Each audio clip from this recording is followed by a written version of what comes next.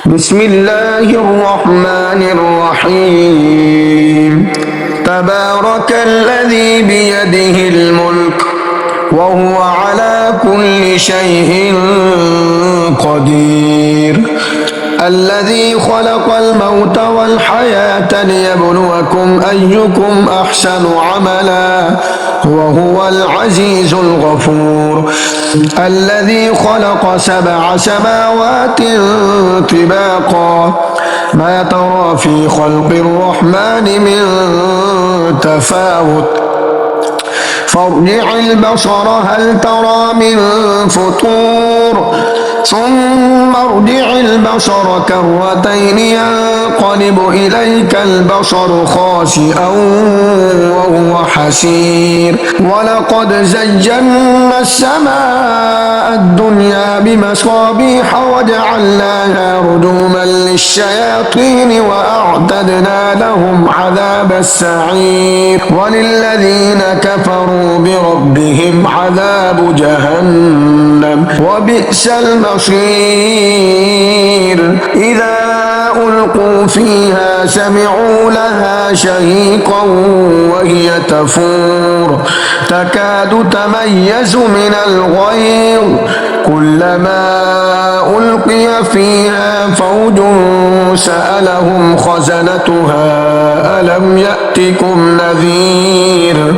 قالوا بلى قد جاءنا نذير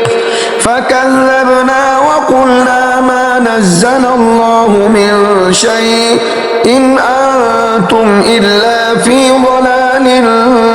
كبير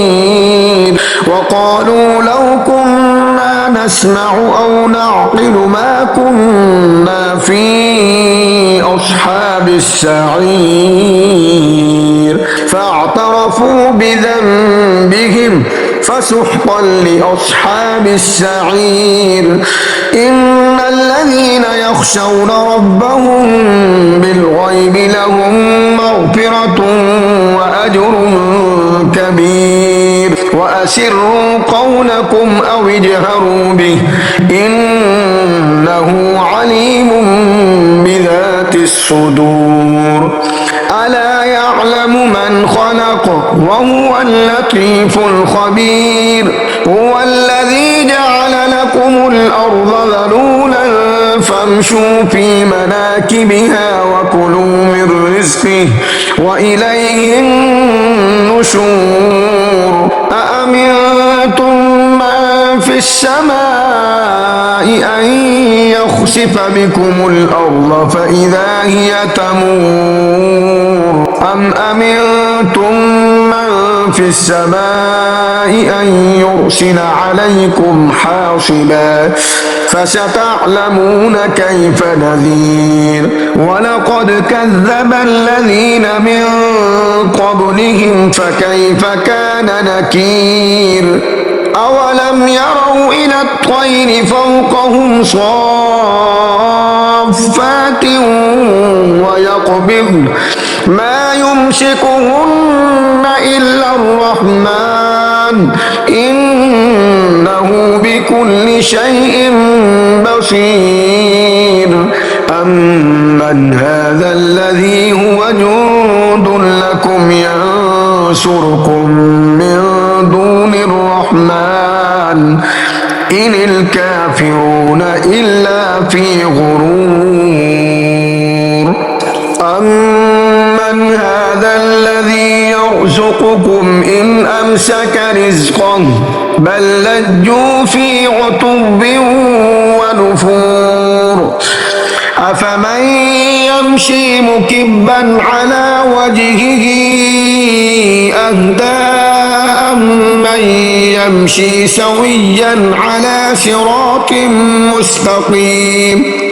قل هو الذي أنشأكم وجعل لكم السمع والأبصار والأفئدة قليلا ما تشكرون قل هو الذي ذرأكم في الأرض وإليه تحشرون ويقولون متى هذا الوعد إن كنتم صادقين قل إن إنما العلم عند الله وإنما أنا نذير مبين فلما رأوه زلفة سيئت وجوه الذين كفروا وقيل هذا الذي كنتم به تدعون قل أرأيتم إن أهلكني الله ومن معي أو رحمنا فمن يجير الكافرين من عذاب